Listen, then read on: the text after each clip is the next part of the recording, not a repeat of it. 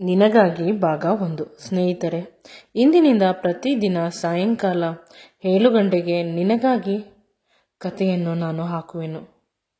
ದಯವಿಟ್ಟು ಎಲ್ಲರೂ ನೋಡಿ. ಈ ಕಥೆಯನ್ನು ನೀವು ಹೆಚ್ಚು ನೋಡಿದಷ್ಟು ನಾನು ಇನ್ನೂ ರೋಮಾಂಚನಕರವಾಗಿ ಮಾಡುತ್ತೇನೆ. ಇದು ದಮಯಂತಿ ಮತ್ತು ವಿಕ್ರಮ್ನ ಕತೆ. ನಿನಗಾಗಿ ತುಂಬ ಚೆನ್ನಾಗಿರುತ್ತದೆ. ಪ್ರತಿದಿನ ಈ ಕಥೆಯನ್ನು ಕೇಳಿ ಆನಂದಿಸಿ. ಮೊದಲ ರಾತ್ರಿಯಲ್ಲಿ ದಮಯಂತಿ ಜೋರಾಗಿ ಅಳುತ್ತಿದ್ದಾಳೆ. ಅವಳ ಗಂಡ ಇನ್ನೇನೋ ಬಂದು ಬಿಡುತ್ತಾನೆ. ಅವಳಿಗೆ ಭಯವಾಗುತ್ತದೆ. ಬಂದು ನನ್ನ ಶೀಲವನ್ನು ಎಲ್ಲಿ ದೋಚಿಬಿಡುತ್ತಾನೆ. ನಾನು ಏಕೆ ಇವನಿಗೆ ನನ್ನದೆಲ್ಲವನ್ನು ಕೊಡಬೇಕು? ಇವನು ಯಾರು? ಕೇವಲ ತಾಳಿ ಕಟ್ಟಿದ ತಕ್ಷಣ ಇವನೇನೋ ನನ್ನ ಗಂಡ ಆಗಿಬಿಡುತ್ತಾನ? ಯಾವುದೇ ಕಾರಣಕ್ಕೂ ನಾನು ಅವನನ್ನು ಒಪ್ಪಿಕೊಳ್ಳುವುದಿಲ್ಲ. ಗಂಡ ಅಂತ ಅಧಿಕಾರ ಚಲಾಯಿಸಲು ಬಿಡುವುದಿಲ್ಲ ಅಂತ ಅಳುತ್ತಿದ್ದಾಳೆ. ಯಾವಾಗಲೂ ಭಾವ ಅಂತ ಕರೆಯುತ್ತಿದ್ದೆ. ಅವನಿಗೆ ಹೇಗೆ ಮನಸ್ಸು ಬಂತು ನನ್ನನ್ನು ಮದುವೆ ಆಗಲು? ಅಕ್ಕ ಏನೋ ಓಡಿ ಹೋದಳು ಮದುವೆ ಮಂಟಪದಿಂದ. ಅದು ಅವಳ ತಪ್ಪು. ಅದಕ್ಕೆ ನನ್ನನ್ನು ಏಕೆ ಇವರು ಬಲಿ ಮಾಡಿದರು? ಮದುವೆ ನಿಲ್ಲಿಸಿದರೆ ಆಗಿತ್ತು. ಆದರೆ ಚಿಕ್ಕಮ್ಮ, ನಿನ್ನನ್ನು ಸಾಕಿದ್ದೇ ಒಂದು ವೇಸ್ಟು. ಇನ್ನು ನಿನ್ನ ಮದುವೆ ಬೇರೆ ಮಾಡಬೇಕು. ಇದೇ ಮಂಟಪದಲ್ಲಿ ಮದುವೆ ಆಗಿಬಿಡು ಅಂತ ಹೇಳಿದಳು. ನಾನು ಒಪ್ಪಲಿಲ್ಲ. ಚಿಕ್ಕಪ್ಪ ಕೂಡ ಒಪ್ಪಲಿಲ್ಲ. ಅವಳು ಇನ್ನೂ ಚಿಕ್ಕವಳು, ಮದುವೆ ವಯಸ್ಸು ಬಂದಿಲ್ಲ. ಅಕ್ಕ ಮಾಡಿದ ತಪ್ಪಿಗೆ ತಂಗಿಗೆ ಏಕೆ ಶಿಕ್ಷೆ ಅಂತ ಹೇಳಿದರು ಚಿಕ್ಕಪ್ಪ. ಆಗ ನನ್ನ ಅಣ್ಣ ಅತ್ತಿಗೆ ಆಕ್ಸಿಡೆಂಟಲ್ಲಿ ಸತ್ತು ಹೋದರು. ಅಂದಿನಿಂದ ಈ ಮಗು ನಮ್ಮ ಮನೆಯಲ್ಲೇ ಬೆಳೆಯುತ್ತಿದೆ. ನೀನು ಅವಳಿಗೆ ಎಷ್ಟು ಕಷ್ಟ ಕೊಡಬೇಕೋ ಅದಕ್ಕಿಂತ ಜಾಸ್ತಿಯೇ ಕೊಟ್ಟಿದ್ದೀಯ. ಇನ್ನು ಈ ಮದುವೆ ವಿಷಯದಲ್ಲಿ ಈ ರೀತಿಯ ನಿರ್ಧಾರವನ್ನು ತೆಗೆದುಕೊಳ್ಳಲು ನಾನು ಬಿಡುವುದಿಲ್ಲ. ನನ್ನ ಪ್ರಾಣ ಹೋದರೂ ಸರಿ. ನನ್ನ ಚಿಕ್ಕಪ್ಪನ ಮಗಳು ಉಷಾ ಓಡಿ ಹೋಗಿದ್ದಾಳೆ. ಅವಳಿಗೆ ಗೊತ್ತಾಗಿದ್ದ ಮದುವೆ ಇದು. ಹುಡುಗ ಸಾಫ್ಟ್ವೇರ್ ಇಂಜಿನಿಯರ್, ತುಂಬ ಶ್ರೀಮಂತರು. ಆದರೆ ಅವಳು ಬೇರೆ ಹುಡುಗನನ್ನು ಪ್ರೀತಿ ಮಾಡಿದ್ದಳು. ಚಿಕ್ಕಮ್ಮ, ಅವಳು ಪ್ರೀತಿ ಮಾಡಿದ್ದ ಹುಡುಗ ಶ್ರೀಮಂತ ಅಲ್ಲ. ಆದ್ದರಿಂದ ಶ್ರೀಮಂತ ಹುಡುಗನನ್ನೇ ಮದುವೆಯಾಗಲಿ ಅಂತ ಅವಳಿಗೆ ಒಳ್ಳೆಯ ಮನೆಯಲ್ಲಿ ಹುಡುಗನನ್ನು ಹುಡುಕಿದ್ದರು. ಆದರೆ ಅವಳು ಮದುವೆ ಇನ್ನು ಸ್ವಲ್ಪ ಹೊತ್ತು ಇದೆ ಅಂತ ಅನ್ನುವಾಗ ಮದುವೆ ಮನೆ ಬಿಟ್ಟು ಓಡಿ ಹೋಗಿದ್ದಾಳೆ. ಆದರೆ ಮದುವೆ ಹುಡುಗ ರೂಮಿನಲ್ಲಿ ನನ್ನ ಚಿಕ್ಕಪ್ಪನ ಜೊತೆ ಏನು ಮಾತನಾಡಿದನೋ ಗೊತ್ತಿಲ್ಲ. ರೂಮಿಗೆ ಹೋಗಿ ಬಂದ ಸಮಯದಿಂದಲೂ ಕೂಡ ಚಿಕ್ಕಪ್ಪ, ಮಗಳೇ ಮದುವೆ ಆಗಿಬಿಡು, ಇಲ್ಲವಾದರೆ ನಾನು ಸತ್ತು ಹೋಗುತ್ತೇನೆ ಅಂತ ಹೇಳಿದರು. ಚಿಕ್ಕಪ್ಪನ ಮಾತಿಗೆ ಇಲ್ಲ ಅಂತ ಹೇಳುವುದಿಲ್ಲ. ಏಕೆಂದರೆ ಅಪ್ಪ ಅಮ್ಮ ಈ ಪ್ರಪಂಚವನ್ನು ಬಿಟ್ಟು ಹೋದ ಮೇಲೆ ಯಾವ ನೆಂಟರೂ ಕೂಡ ನನ್ನನ್ನು ಸಾಕುವ ಜವಾಬ್ದಾರಿ ತೆಗೆದುಕೊಂಡಿಲ್ಲ. ಚಿಕ್ಕಪ್ಪ ನನ್ನನ್ನು ಪ್ರಾಣಕ್ಕಿಂತ ಹೆಚ್ಚಾಗಿ ಪ್ರೀತಿಸುತ್ತಾರೆ. ಅವರು ನನ್ನನ್ನು ಸಾಕುವ ಜವಾಬ್ದಾರಿ ತೆಗೆದುಕೊಂಡರು. ಅವರು ಏನು ಹೇಳಿದರೂ ಮಾಡುತ್ತೇನೆ. ಇನ್ನು ಮದುವೆ ಎಷ್ಟು ಮಾತ್ರ. ಅವರ ಕಣ್ಣುಗಳಲ್ಲಿ ಭಯವಿತ್ತು, ನೋವು ಇತ್ತು. ವಿಧಿ ಇಲ್ಲದೆ ನಾನು ಮದುಮಗಳಾಗಿ ಕೂತೆ. ವಿಕ್ರಮ್ ನನ್ನ ಕುತ್ತಿಗೆಗೆ 3 ಗಂಟು ಹಾಕಿದರು.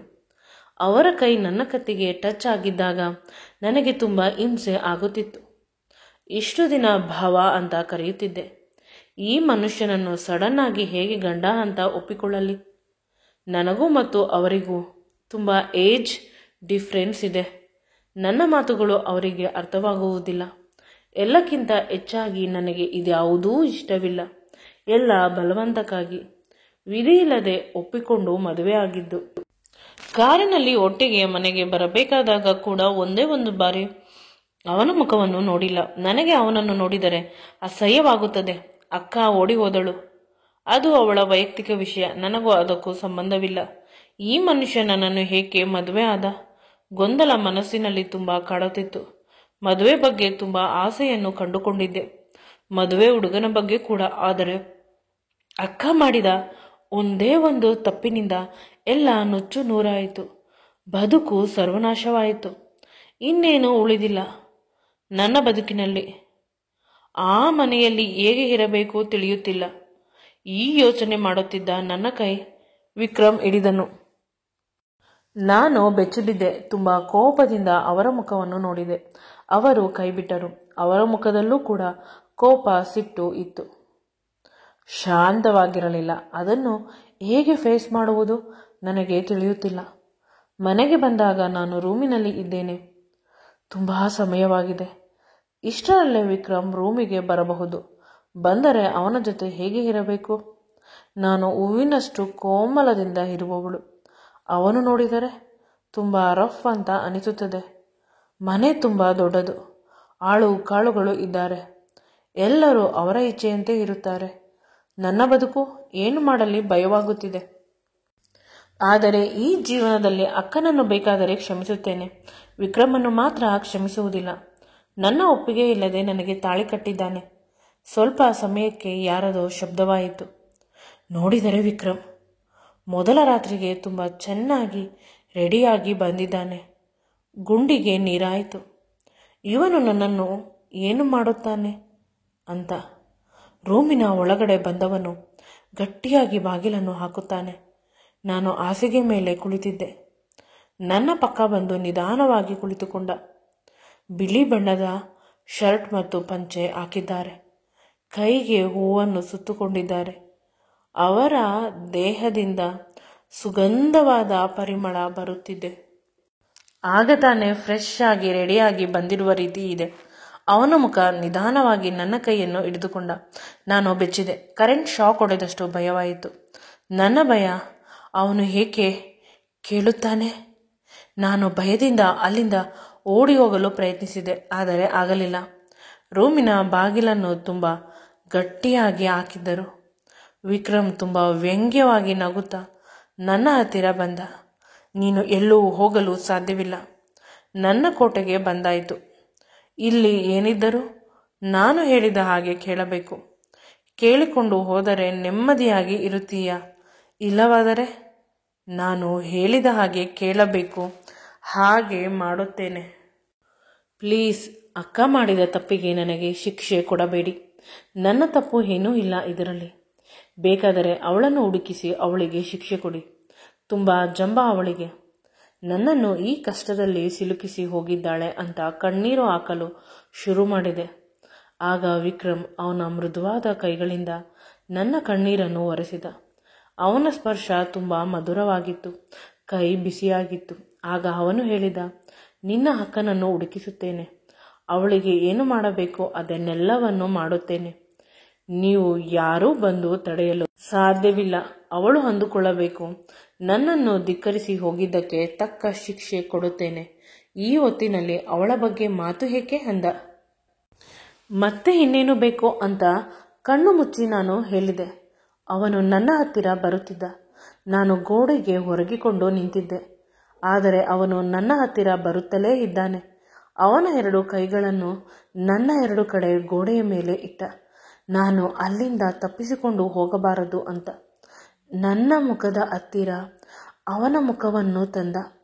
ಅವನ ಬಿಸಿ ಉಸಿರು ನನ್ನ ಬಾಯಿ ಮತ್ತು ಮೂಗಿಗೆ ಹೋಗುತ್ತಿತ್ತು. ಅವನು ಕುಡಿತಿದ್ದಾನೆ ಅನ್ನುವುದು ನನಗೆ ಅರ್ಥವಾಯಿತು. ನನ್ನ ಎದೆ ಬಡಿತ ಜಾಸ್ತಿ ಆಯಿತು, ಉಸಿರಾಟ ಕೂಡ. ಅವನು ಇನ್ನೂ ಹತ್ತಿರ ಬರುತ್ತಿದ್ದಾನೆ. ವಿಕ್ರಮ್ನ ಬಿಸಿ ಉಸಿರು ನನ್ನ ತುಟಿಯ ಹತ್ತಿರ ಬಂದಿತು. ನನ್ನ ಎದೆ ಬಡಿತ ಜೋರಾಗಿದೆ. ಉಸಿರು ಕಟ್ಟುತ್ತಿದೆ. ಕೈಕಾಲು ಬಿಸಿಯಾಗುತ್ತಿದೆ. ಇದೇ ಮೊದಲ ಬಾರಿ ಈ ರೀತಿ ಭಯ ಆಗುತ್ತಿರುವುದು. ಇನ್ನು ನನ್ನ ಪ್ರಾಣವೇ ಹೋಗುತ್ತದೆ ಅಂತ ಅಂದುಕೊಳ್ಳುತ್ತಿದ್ದೇನೆ. ಅಷ್ಟರಲ್ಲಿ ವಿಕ್ರಮ್ ಇನ್ನೂ ಹತ್ತಿರ ಬರುತ್ತಿದ್ದಾನೆ. ತೀರಾ ಹತ್ತಿರ. ಅವನನ್ನು ನನ್ನಿಂದ ದೂರ ತಳ್ಳಲು ಪ್ರಯತ್ನಿಸುತ್ತಿದ್ದೇನೆ. ಆದರೆ ಅವನ ಬಲಿಷ್ಠವಾದ ದೇಹ ನನ್ನನ್ನು ಸುತ್ತುಕೊಳ್ಳುತ್ತಿದೆ. ಅವನ ತುಟಿಗಳ ಬಿಸಿಯ ಗಾಳಿ ನನ್ನ ದೇಹವನ್ನೆಲ್ಲ ಬಿಸಿ ಮಾಡುತ್ತಿದೆ. ಅವನ ಮುಖ ನನ್ನ ತುಟಿಗಳ ಹತ್ತಿರ ತರುತ್ತಿದ್ದಾನೆ. ನನಗೆ ಇನ್ನೂ ಇದನ್ನು ತಪ್ಪಿಸಲು ಸಾಧ್ಯವೇ ಇಲ್ಲ. ಅವನನ್ನು ಫೇಸ್ ಮಾಡಲು ಕೂಡ ಆಗುತ್ತಿಲ್ಲ. ಭಯದಿಂದ ಕಣ್ಣನ್ನು ಮುಚ್ಚಿಕೊಂಡೆ. ವಿಕ್ರಮ್ ಅವನ ಒರಟಾದ ಕಪ್ಪಾದ ತುಟಿಗಳಿಂದ ನನ್ನ ತುಟಿಗಳಿಗೆ ಮುದ್ರಿಸಿದ. ಅಷ್ಟಾಗಿದ್ದರೆ ಸಾಕಿತ್ತೇನೋ, ಆದರೆ ತೀರಾ ಡೀಪ್ ಆಗಿ ನನ್ನ ತುಟಿಗಳಿಗೆ ಮುತ್ತನ್ನು ಕೊಡುತ್ತಿದ್ದಾನೆ. ನನ್ನ ಕೈಯಲ್ಲಿ ಆಗುತ್ತಿಲ್ಲ ಈ ಆಕ್ರಮಣವನ್ನು ತಡೆದುಕೊಳ್ಳಲು. ನನ್ನ ತುಟಿಯಿಂದ ರಕ್ತ ಬರಲು ಶುರುವಾಯಿತು.